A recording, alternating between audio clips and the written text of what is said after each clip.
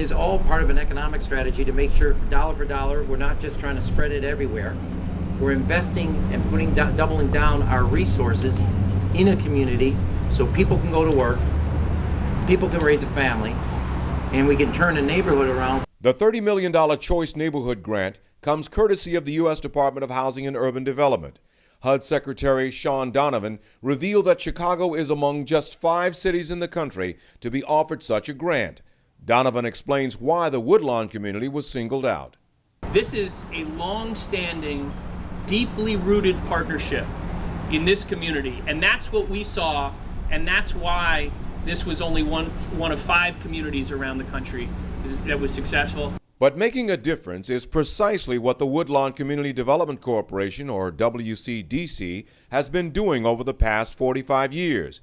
With its long-running relationship with HUD, WCDC has either built or rebuilt thousands of units of affordable mixed-income rental or for-sale housing, 90% of them in the Woodlawn community. Dr. Leon Finney, who've been leaders, as somebody just said, you couldn't say Woodlawn organization without the leadership here. Dr. Leon Finney, it is great to see you, my friend. You are the best. I'm glad that you were here. We've built over $120 million worth of housing and invested in that neighborhood, of Woodlawn. And so our relationship obviously is very significant when you consider the magnitude of what's going on over the last 3 decades.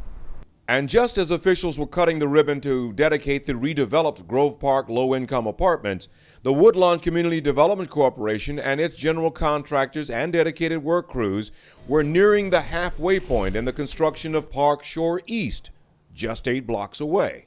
We've been planning to renovate 148 units of subsidized housing affordable for low to moderate income families for some time.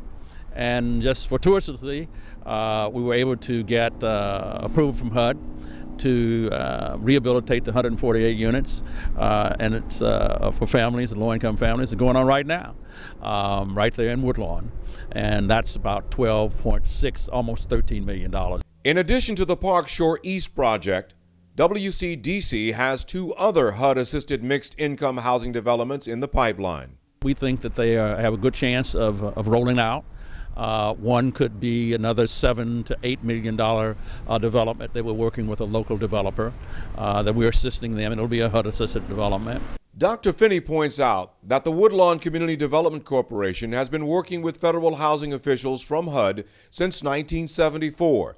He also points out that it was the Woodlawn organization that co-developed the original Grove Parc apartments more than 43 years ago. Today, it's his Woodlawn Community Development Corporation that is playing a key role in fighting against the wave of foreclosures in the community while advocating for a resurgence of residential growth in Woodlawn. Look for WCDC to be in the forefront of the effort to buy, rehabilitate, and lease the vacant and boarded-up foreclosed homes which depress communities such as Woodlawn throughout Chicago. Those same properties become havens for crime and for all manner of things that are antisocial. Our job is to reverse that, and that is to buy the homes, renovate them, and how we renovate them, we hire people who are now unemployed, employ them in renovating the properties, and then put them back on the market. One, we create housing, we create jobs, and we create taxpayers, and we eliminate blight, all in one fell swoop. A large contingent of workers and residents of Woodlawn Organization Developments also participated in the Grove Parc celebration.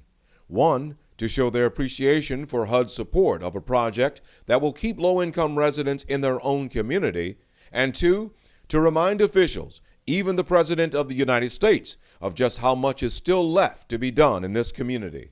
Washington who say, don't do this. Let this go. We don't need to do this. Well, I invite them to come to Woodlawn. I invite them to come to Chicago. I invite them to meet the people who are going to live here and see their lives transformed. Officials predict that the $30 million Grove Parc grant alone will leverage more than $130 million more dollars that will foster not only more affordable housing, but quality schools, reliable public transportation, good jobs, and safer streets, and what officials are hoping will be the culmination of holistic approaches to neighborhood revitalization long advocated by the Woodlawn organization. I'm John Davis reporting.